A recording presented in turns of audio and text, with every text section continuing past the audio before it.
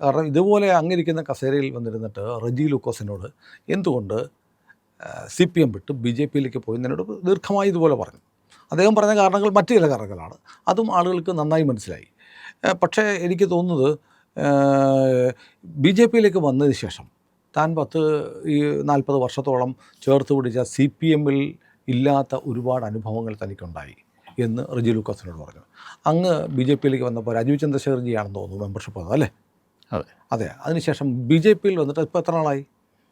ഞാൻ ഫെബ്രുവരി 5-ാം തീയതിയാണ് പത്രസമ്മേളനം നടത്തുകയും ഫെബ്രുവരി 5-ാം തീയതിയാണ് ഞാൻ മെമ്പർഷിപ്പ് സ്വീകരിക്കുന്നത്. ഇന്ന് എത്ര തീയതി? ഇന്ന് 18. സോ അത്ര ഡ്യൂറേഷനാണ്. ഈ 2 ആഴ്ചത്തെ BJP അനുഭവം എങ്ങനെയാണ്? ഏറ്റവും വലിയ അനുഭവം 5-ാം തീയതി ഞാൻ ജോയിൻ ചെയ്യുന്നു. 7-ാം തീയതി രാവിലെ എൻ്റെ ഒരു സുഹൃത്ത് ഒരു പത്രക്കട്ടിങ് എടുത്ത് എൻ്റെ വാട്സാപ്പിലിട്ടിട്ട് എന്നെ ഫോൺ ചെയ്യുന്നു. ഞാനൊരു വാട്സാപ്പ് മെസ്സേജ് ഇട്ടുണ്ട് നോക്കാൻ പറഞ്ഞു. നോക്കിയപ്പോൾ അതിനകത്ത് എന്നെ BJPയുടെ സംസ്ഥാന സമിതി അംഗമായി എന്നെയും മറ്റേ മൂന്നാറിൽ നിന്നുള്ള രാജേന്ദ്രൻ സാർ മുൻ MLA ദേവികുളം അദ്ദേഹത്തെയും സംസ്ഥാന സമിതിയിലേക്ക് നോമിനേറ്റ് ചെയ്തിരിക്കുന്ന വാർത്തയാണ്.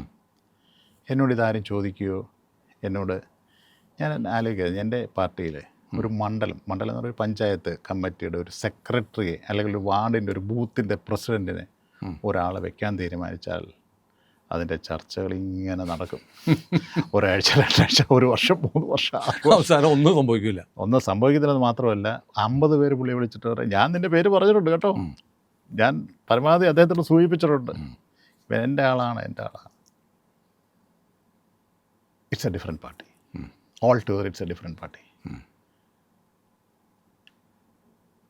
കഴിഞ്ഞ ലോക്സഭാ തിരഞ്ഞെടുപ്പിൽ ശ്രീ KC വേണുഗോപാൽ ആലപ്പുഴ പാർലമെൻറ്റിൽ മത്സരിക്കാൻ വരുമ്പോൾ ആലപ്പുഴ പാർലമെൻറ്റ് എന്ന് പറഞ്ഞാൽ 7 അസംബ്ലി കോൺസ്റ്റിറ്റ്യുവൻസിയാണ്.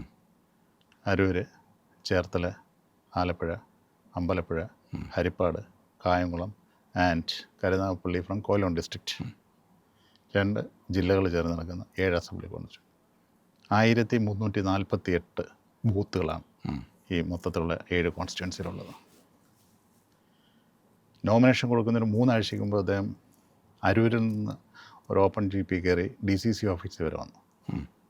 അന്ന് വൈകുന്നേരം എന്നെ വിളിച്ചു. എടുക്കുക പറഞ്ഞു, ആസ് പെർ ദി ഡേറ്റാസ് 500-ൽ പരം ബൂത്തിലെ പ്രസിഡന്റുമാരുള്ളൂ, ബാക്കി ബൂത്ത് കമ്മിറ്റികളില്ല. കുടുംബസംഗമമായി ഒരു പാരലൽ സംവിധാനമായി ഇറങ്ങണമെന്ന്. അപ്പോൾ ഞാൻ ആലോചിച്ചു, ഇന്ത്യയുടെ AICCയുടെ ജനറൽ സെക്രട്ടറി മത്സരിക്കാൻ വരുന്ന ഒരു പാർലമെൻറ്റ് നിയോജക മണ്ഡലത്തിൻ്റെ സംഘടനാ സംവിധാനം ഇതാണെന്നുണ്ടെങ്കിൽ ഒരു സാധാരണക്കാരനായ ഒരാൾ മത്സരിക്കാൻ വരുന്ന സിറ്റുവേഷൻ എന്തായിരിക്കും? കുടുംബയോഗങ്ങളിൽ വെച്ചാണ് ബൂത്ത് പ്രസിഡന്റിനെ തിരഞ്ഞെടുക്കുന്നത്. കാര്യം ബൂത്ത് പ്രസിഡൻ്റാണ് ഈ തെരഞ്ഞെടുപ്പിൻ്റെ സാമഗ്രികളും തെരഞ്ഞെടുപ്പുമായി ബന്ധപ്പെട്ട മുഴുവൻ്റെയും ഒരു കോൺസെൻട്രേഷൻ, ഒരാളിനെ സെൻട്രലൈസ് ചെയ്തേ പോകാൻ പറ്റുന്നുള്ളൂ. അത് ബൂത്ത് പ്രസിഡൻ്റാണ്. അതില്ല. ഏറ്റവും അവസാനം കേരളത്തിലെ മുഴുവൻ ജില്ലകളിലും ബൂത്ത് പ്രസിഡന്റുമാരെ റിസീവ് ചെയ്യുന്നവർക്കൊരു ഐഡൻറ്റിറ്റി കാർഡ് കൊടുത്ത് ടാഗ് കൊടുത്ത് റിസീവ് ചെയ്യുന്നൊരു പ്രോഗ്രാം അത് ആലപ്പുഴ ജില്ലയിലില്ലാതെ ബാക്കി എല്ലാ ജില്ലയിലും നടന്നു. AICC സെക്രട്ടറിയുടെ ജില്ല ഒഴിച്ച് ബാക്കി എല്ലായിടത്തും നടന്നു. ഇതാണ് സംഘടനാ സംവിധാനം. ഈ സംഘടനയെ വെച്ചുകൊണ്ടാണ് ഓരോ ഇത് മൈക്കെ പിടിച്ചുകൊണ്ട് മോഡിയെ തകർക്കും എന്ന് പറഞ്ഞുകൊണ്ട് വെടിവെച്ചുകൊണ്ടിരിക്കുന്നത്. മനസ്സിലായില്ലേ? ഞാൻ പറഞ്ഞു വരുന്നത്, സംഘടന ദുർബലമാണ് എന്ന് തോന്നുമ്പോൾ അതിനകത്ത് നടപടികളെടുക്കണ്ടേ? മെഷേഴ്സ് പറ്റത്തില്ല. കാര്യം ഇതൊരു പാർട്ടിയല്ലല്ലോ, ഇതൊരു കുറേ ആൾക്കൂട്ടാണ്. അല്ല, ഇതൊരു ആൾക്കൂട്ടമൊന്നുമല്ല, ഇതൊരു coordination of different groups. ABCD ഗ്രൂപ്പുണ്ട്. ഇപ്പോൾ എത്ര ഉണ്ടെന്ന് എനിക്കറിയത്തില്ല. സതീശൻ ഗ്രൂപ്പുണ്ട്, സതീശൻ്റെ അതിനകത്ത് KC ഗ്രൂപ്പുണ്ട്, അതിനകത്ത് വേറെ ഫ്രാക്ഷനുണ്ട്, അങ്ങനെ ഒരുപാട് ഗ്രൂപ്പുണ്ട്. അതിൻ്റെ എല്ലാം ഇതിൻ്റെ ഒരു കോർഡിനേഷൻ, ഒരു കോർഡിനേഷൻ, ഒരു ഐക്യമുന്നണി. പരസ്പരം വിശ്വാസമില്ല. ഒരിഞ്ചുരത്തം മുമ്പോട്ട് പോയാൽ 2 ഇഞ്ച് അവനെ പിടിച്ച് പുറകോട്ട് വലിക്കും. VD സതീശൻ ട്രെയിനിലിരുന്ന് ഒരു കൂടെ സഞ്ചരിക്കുന്ന യാത്രക്കാരിയോട് ഭക്ഷണത്തിൻ്റെ ഒരു പൊതി കൊടുത്താൽ KC വേണുഗോപാൽ അടുത്ത ഈവൻറ്റ് മാനേജ്മെൻറ്റ് ടീമിനെ വിളിച്ചുകൊണ്ട് കാറിൻ്റെ പുറകെ വരുത്തിയിട്ട് പറയും, ഓ ചേച്ചി നാഷണൽ ലെവലിൽ വളരെ അവിചാരിതമായ തൊഴിലുറപ്പ് ജോലിക്കാരെ കാണുമ്പോഴത്തെ അദ്ദേഹം ഇറങ്ങുകയാണ്. ആ തൊഴിലാളികളുടെ സ്നേഹം കൊണ്ട് പെട്ട ചാടി ഇറങ്ങുകയാണ്. ഇറങ്ങിയിട്ട് ചേച്ചി തൊഴിലുറപ്പ് പദ്ധതിയുമായിട്ടുള്ള പ്രവർത്തനങ്ങളിൽ കേന്ദ്ര സർക്കാർ നടക്കുന്ന നടപടിയെക്കുറിച്ച് അമ്മയുടെ അഭിപ്രായം എന്താണ്? എന്താ അഭിപ്രായമോ? ഇവൻ ചവിട്ടും, നീ അവർക്ക് ക്ലാസ് കൊടുത്തത് എനിക്ക് മാത്രം ക്ലാസ് എന്നിട്ട് കാര്യം. ഉടനെ വരാനല്ല ഞാൻ പറഞ്ഞത്, ചേച്ചി എന്ത് ചെയ്ത് കപ്പയുടെ കപ്പ. ഉടനെ അവിടെ അദ്ദേഹം നിലത്തിരിക്കുന്നു. കാര്യം മറ്റേത് ചോറ് AC പ്ലാറ്റ്ഫോമിൽ മറ്റേ ചെയ്യണം. അത് ഒരുത്തൻ പിന്നെ ഉറക്കമില്ലല്ലോ. ഇത് വന്നു കഴിയുമ്പോഴത്തേക്ക് അദ്ദേഹത്തിൻ്റെ ഉറക്കമില്ലാത്ത രാത്രികളാണ്. ഇതിനെ കൗണ്ടർ ചെയ്യുക അദ്ദേഹത്തിൻ്റെ മീഡിയ മാനേജ്മെൻറ്റ് ടീം എല്ലാം കൂടെ എന്താ പറയുന്നത് അവൈലബിൾ പോളിംഗ് ബ്യൂറോ എന്ന് പറയുന്നത് കൂടുന്നു. എന്ത് ചെയ്യും നമ്മളിനെ? VD സതീശൻ മറ്റേ AC കോട് പൊതിച്ചോറ് ഷെയർ ചെയ്തത് ഇത്രയും കയറി, നമ്മളെങ്ങനെ ഇത് കയറ്റും? ബും വരുത്തണ്ടേ? അങ്ങോട്ട് പോകുമ്പോൾ അവിടെ ഇട്ടിരുന്നു, കപ്പ കഴിക്കുന്നു. പിന്നെ അവരുടെ തോളത്ത് തൊട്ടുന്നു, ചേച്ചി ഒന്നുമില്ല, ചേച്ചി ഞാനുണ്ട് ചേച്ചി എന്ന് പറയുന്നു. പെട്ടെന്ന് വന്ന് ഡെറ്റോൾ ഒഴിച്ച് കൈ എഴുതുന്നു, ഈ മുണ്ടും ഷർട്ടും മാറുന്നു, അടുത്ത കോസ്റ്റ്യൂം എടുത്തിട്ട് അദ്ദേഹം ഇറങ്ങുന്നു. ഈ പിള്ളേർ യൂത്ത് കോൺഗ്രസ് പിള്ളേർ ഈ യൂത്ത് കോൺഗ്രസിൻ്റെ ഇപ്പോഴത്തെ പാലക്കാടിൻ്റെ അധോഗതിയിലേക്കൊക്കെ വരുത്തിയ അവരുടെ കാലഘട്ടം എന്ന് പറഞ്ഞു കഴിഞ്ഞാൽ അതിൻ്റെ മുകളിലുള്ള ചേട്ടന്മാരുടെ കാലഘട്ടം എന്ന് പറഞ്ഞാൽ വെറും റീലുകളാണ്.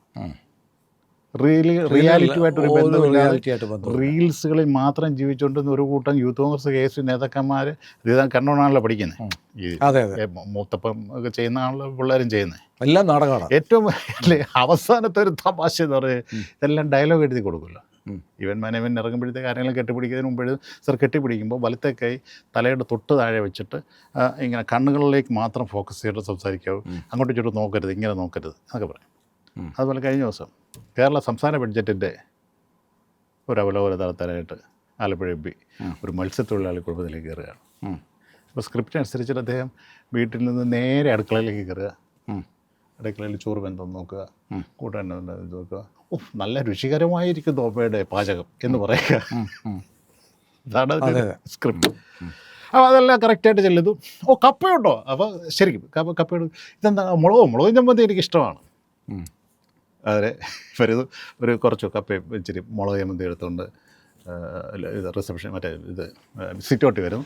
ഇരിക്കുന്നു, പഞ്ചായത്ത് നടത്തുന്നു, കപ്പ എടുത്തും കഴിക്കുന്നു, മുളക് ചമ്മന്തി വായിക്കുന്നു. എന്തോ ഒരു എരിവ്! ശരിക്കും ഭയങ്കര എരിവോ? മുളക് ചമ്മന്തിക്ക് പിന്നെ എരിവല്ലാതെ മധുരം വരുമോ? സാർ എരിവല്ല, എന്തൊരു രുചി എന്ന് പറയും. നടന്നതാണോ? തമാശ പറയുന്നത് തമാശ. ഇത് അതിനോട് ചോദിച്ചു. അദ്ദേഹം നാച്ചുറലായിട്ട് പറഞ്ഞു വെച്ചു, മുളക് ചമ്മന്തി കഴിക്കുമ്പോൾ പിന്നെ എരിവല്ലാതെ മധുരം വരും. സ്ക്രിപ്റ്റ് മാറിപ്പോയി. സ്ക്രിപ്റ്റ് പറയുന്നത് വളരെ രുചികരമായിരിക്കുന്നു. അമ്മ പോഴുന്നത്, വീട്ടമ്മ പോഴുന്നത്. അതുകൊണ്ടാണല്ലോ ചോദിക്കുന്നത് ഈ സർക്കാരിൻ്റെ ഈ കപ്പയ്ക്ക് വില കൂട്ടിയെ കുറിച്ച് അമ്മയുടെ അഭിപ്രായത്തോടെ. So this is a way political activities are happening. ഡ്രാമയാണ്. അപ്പോൾ ഞാനൊരു ലാസ്റ്റ് ഡ്രാമ എന്നുള്ളതല്ല, ഒരു സിൻസിയറിറ്റി ആരോടും ഇല്ല. വീട്ടിൽ നിന്ന് ഇറങ്ങുമ്പോഴും വണ്ടി ഓടിക്കുന്ന ഡ്രൈവറോടില്ല, അതിന് മുമ്പ് ഇരിക്കുന്ന ഉദ്യോഗസ്ഥരോടില്ല, നമ്മുടെ സ്റ്റാഫിലുള്ളവരോടില്ല, സൈഡിലിരിക്കുന്ന പാർട്ടിക്കാരനോടില്ല, ബ്ലോക്ക് പ്രസിഡന്റിനോടില്ല, മണ്ഡലം സെക്രട്ടറിയോടില്ല. വീട്ടിൽ പോകുന്നത് രുചികരമായ കപ്പയും മുളക് ചമ്മന്തി കൊടുത്ത അമ്മയോടൊട്ടുമില്ല. സെറ്റിൽഡ് നാടകമല്ലേ, വെറും നാടകം. അല്ല, ഇപ്പോൾ നമുക്ക് കൺക്ലൂഡ് ചെയ്യും മുമ്പ് UDF അധികാരത്തിൽ വരുമോ? സാർ ഈ ആൾക്കൂട്ടത്തെ കണ്ടുകൊണ്ടാണ് പറയുന്നത്. അല്ല, ഇവരുടെയൊക്കെ ശരീരഭാഷ ഇപ്പം അങ്ങനെയാണ്. ഒരാൾ മുഖ്യമന്ത്രി, ഒരാൾ ആഭ്യന്തരം. ഇത് കഴിഞ്ഞ തെരഞ്ഞെടുപ്പ് ഞാൻ രമേശ് ചെന്നിത്തലയുടെ തിരഞ്ഞെടുപ്പിൻ്റെ സെയിം കുടുംബയോഗങ്ങളുടെ ചാർജ്. അപ്പോൾ ഞങ്ങളൊരു ഉച്ചഭക്ഷണത്തിന് വീട്ടിൽ ഇരിക്കുമ്പോഴത്തേക്കാണ് ഈ കിറ്റ് കൊടുക്കുന്നതായിട്ട് ബന്ധപ്പെട്ട് അദ്ദേഹം ഹൈക്കോടതിയെ സമീപിച്ചത്. അതിനൊരു നെഗറ്റീവ് ഇമ്പാക്റ്റും ഉണ്ടായി. ഹൈക്കോടതിൻ്റെ ഉത്തരവ് വന്നു. അപ്പോൾ പത്രക്കാരെല്ലാം പുറത്ത് വന്നിങ്ങനെ തിങ്ങി നിൽക്കുക. ഞങ്ങൾ ലഞ്ച് കഴിച്ചുകൊണ്ടിരിക്കുക. അപ്പോൾ ഞാൻ പറഞ്ഞ പ്രസിഡൻ്റാണ് ഞാൻ പുള്ളിയെ വിളിക്കുന്നത്. അദ്ദേഹം KSU യൂത്ത് കൗൺസിലിലെ പ്രസിഡന്റ്, MLA എന്ന് വിളിക്കാറില്ല. പ്രസിഡന്റ് പുറത്ത് പത്രക്കാരെ ഇപ്പോൾ ഉണ്ട്, നമ്മളൊന്ന് പഠിച്ചിട്ട് പറയാമെന്ന് പറഞ്ഞാൽ അത് ഇപ്പോൾ വന്നതല്ലേ ഉള്ളൂ. അതങ്ങനെ പറയത്തുള്ളൂ. പുറത്തോട്ടിറങ്ങി പുള്ളി ശക്തമായിട്ട് കിറ്റിനെതിരെ പ്രസംഗിക്കുക. കിറ്റ് കൊടുക്കുന്നത് വൃത്തികളാണ്, മറ്റാണ്, മറിച്ചാണ്. അപ്പം ഇത് പറഞ്ഞ ഒരു 2 മണിക്കൂർ കഴിഞ്ഞപ്പോഴത്തേക്ക് അന്നം മുടക്കിയവൻ വോട്ടില്ല, അന്നം മുടക്കിയവൻ വോട്ടില്ല എന്നുള്ള ചൂരെഴുത്താണ്. ആദ്യം അരിപ്പാട്ട് തുടങ്ങി, പിന്നെ ആലപ്പുഴ തുടങ്ങി, പിന്നെ എറണാകുളം തുടങ്ങി, കേരളം മുഴുവനായി ഒറ്റ ദിവസം. പിറ്റേ ദിവസം രാവിലെ ആയപ്പോഴത്തേക്ക് ദ ബെസ്റ്റ് ഹെഡ്ലൈൻ ഈസ് അന്നം മുടക്കിയവൻ വോട്ടില്ല. അന്ന് അദ്ദേഹം ക്യാബിനറ്റ് മെമ്പേഴ്സ് ആരായിരിക്കും ചർച്ച ചെയ്തുകൊണ്ടിരിക്കുക. പക്ഷേ തൊഴിലാളി ബിന്ദുകൃഷ്ണയ്ക്ക് ഹെൽത്ത് ബിന്ദുകൃഷ്ണ കുഴപ്പമില്ല, വനിതാ സംവരണം റിയൽ, ഞാൻ തമാശ പറഞ്ഞല്ല. സോ ഇവരെല്ലാം അപ്പോഴും റിയാലിറ്റി അന്നേരവും മനസ്സിലാകുന്നില്ല. ആഭ്യന്തരമന്ത്രിയായിട്ടിരിക്കുന്ന ഒരു മനുഷ്യന് ഇൻ്റലിജൻസ് റിപ്പോർട്ടും ബാക്കിയുള്ള കാര്യങ്ങളും എന്നും വൈകിട്ട് കൈവെള്ളം കിട്ടും, ജനത്തിൻ്റെ പൾസ് അറിയാനുള്ള സാധനം കിട്ടും. അവർ കൊണ്ടു കൊടുക്കുന്നതിനകത്തോ ശരിയോ തെറ്റോ ഉണ്ടോ അല്ലെങ്കിൽ അവരോട് കൊണ്ടുകൊടുത്ത റിപ്പോർട്ട് ഞാൻ കണ്ടിട്ടില്ല. അതിലേക്കല്ല ഞാൻ പറയുന്നത്. അദ്ദേഹം ആ സമയത്തും ഒരു ഡ്രീം വേൾഡിലായിരുന്നു. അതേ ഡ്രീം വേൾഡിലാണ് ഇത്. Old wine is in A new ബോട്ടിൽ എന്നുള്ളതേ ഉള്ളൂ, ഒരു വ്യത്യാസവും ഇല്ല. ആ വീട്ടിൽ വേറൊരാൾ താമസിക്കുന്നു. അദ്ദേഹം പ്രതിപക്ഷ നേതാവായി താമസിച്ചിരുന്ന ക്ലിഫ് ഹൗസിൽ മറ്റൊരു പ്രതിപക്ഷ നേതാവായി വേറൊരാൾ താമസിക്കുന്നു. അദ്ദേഹം ഈ ഡ്രീമിംഗ് വേൾഡിലാണ്, യാഥാർത്ഥ്യ ബോധമായി. അദ്ദേഹം ഇപ്പോഴും സ്വപ്ന ലോകത്താണ്. അതുകൊണ്ട് അതിനെക്കുറിച്ച് ഞാൻ കൂടുതൽ കമനൊന്നും പറയുന്നത്. പക്ഷേ ഒരു കാര്യം ഞാൻ പറയാം, ആലപ്പുഴ ജില്ലയുടെ കാര്യം ഞാൻ പറയാം. 9 നിയമസഭാ മണ്ഡലങ്ങളുള്ള ആലപ്പുഴ, ഒരു UDF പ്രതിനിധി നിയമസഭയിൽ ഉള്ള ആലപ്പുഴ, അതായത് രമേശ് ചെന്നിത്തല മാത്രമേ ഉള്ളൂ ആലപ്പുഴ ജില്ലയിൽ. ആ നിയമസഭാ മണ്ഡലത്തിലടക്കം, ഹരിപ്പാട് നിയമസഭാ മണ്ഡലത്തിലടക്കം NDA സ്ഥാനാർത്ഥിയായിരിക്കും അടുത്ത കേരള നിയമസഭയിൽ പോകാൻ പോകുന്നത്. You take it from me. ഇതൊരു പൊളിറ്റിക്കൽ ഹെഡ്ലൈന് വേണ്ടി പറയുന്നതല്ല. This is going to happen. അതേപോലെയുള്ള പ്രവർത്തനങ്ങളാണ് അവിടെ നടക്കുന്നത്. 4 MLAമാർ ആലപ്പുഴ ജില്ലയിൽ നിന്ന് NDAക്കുണ്ടായിരിക്കും. So let us see how things are happening. അല്ല, ഞാനും കേൾക്കുന്നുണ്ട് ഹരിപ്പാട് ഒരു പക്ഷേ ഒരു അത്ഭുത സ്ഥാനാർത്ഥി BJPയുടേതായിട്ട് വരുമെന്ന്. വരട്ടെ, ഞാൻ അതിനെക്കുറിച്ച് എനിക്കും അറിയാം. ഞാൻ അതിൻ്റെ ആളല്ല. I'm not the person to be declare the candidate. അതിനൊക്കെ BJP ഉത്തരവാദപ്പെട്ട ആളുകൾ അവർ ചെയ്യും. നമ്മളെങ്ങനെയാണ്, നമ്മൾ ഈ തിരുവനന്തപുരം മേയറിൻ്റെ ഇഷ്യൂ വന്നപ്പോൾ എല്ലാ ചാനലുകാരും ആര് മേയർ എന്ന് പറഞ്ഞു. ഞങ്ങൾ പറഞ്ഞു മേയറെ തീരുമാനിക്കേണ്ടത് ചാനലുകാരല്ല, പാർട്ടിയാണ്. BJP പറയും. ഞങ്ങൾ ആ സ്റ്റാൻഡ് എടുത്ത് ആര് മേയർ BJPക്ക് അറിയാം. അതുകൊണ്ട് നമ്മൾ പ്രവചനങ്ങൾക്കില്ല. പക്ഷേ ആലപ്പുഴ ഉൾപ്പെടെ കേരളത്തിലെ പല മണ്ഡലങ്ങളിലും അത്ഭുതങ്ങൾ സംഭവിക്കും. എന്താണ് സംഭവിച്ചത്? 45 വർഷമായിട്ട് അധികാരത്തിൽ വരാൻ പറ്റാതിരുന്ന തിരുവനന്തപുരം കോർപ്പറേഷൻ, ഞാൻ really wondered such a charismatic personality. Rajeev ചന്ദ്രശേഖറിൻ്റെ ബോൾഡായിട്ടുള്ള തീരുമാനം, ഈച്ച് ആൻഡ് എവറി ആസ്പെക്ട്സ് പുള്ളിയുടെ ഉണ്ട്. സ്ഥാനാർത്ഥി നിർണ്ണയത്തിലും പൊളിറ്റിക്കൽ സ്ട്രാറ്റജിയിലും ഇലക്ഷൻ സ്ട്രാറ്റജീസിലും എല്ലാം വളരെ ഡീപ്ലി ഇൻവോൾവായിട്ട് ഈ അറ്റൈൻ ദ ഗോൾ. അത് എന്ന് പറയുന്നത് കേരളത്തിലെ BJPക്ക് NDAക്ക് ഉണ്ടായിട്ടുള്ള ഒരു ശക്തി എന്ന് പറഞ്ഞു കഴിഞ്ഞാൽ, തിരുവനന്തപുരം കോർപ്പറേഷൻ ഇനി വരാൻ പോകുന്ന NDA സുനാമിയുടെ പ്രഭവ കേന്ദ്രമാണ്. ആ സുനാമി തിരമാലകൾ, NDAയുടെ സുനാമി തിരമാലകൾ വരുന്ന നിയമസഭാ തെരഞ്ഞെടുപ്പ് തിരുവനന്തപുരം മുതൽ കാസർഗോഡ് വരെ ആഞ്ഞടിക്കുമെന്ന കാര്യത്തിൽ ആരും സംശയമില്ല. ഏതായാലും നമുക്ക് കാത്തിരിക്കാം. Thank you. ഏതായാലും വളരെ സന്തോഷം ഇന്ത്യ ലൈവിൻ്റെ ഫ്ലോറിൽ വന്ന്. ഇടയ്ക്ക് നമുക്ക് വീണ്ടും കാണാം. Thank you. പ്രിയപ്പെട്ട പ്രേക്ഷകരെ, അദ്ദേഹത്തെ നമുക്ക് ഇനിയും തുടർന്ന് കേൾക്കാം. വരും ദിവസങ്ങളിൽ ഉണ്ടാവും നമ്മുടെ കൂടെ. Thank you.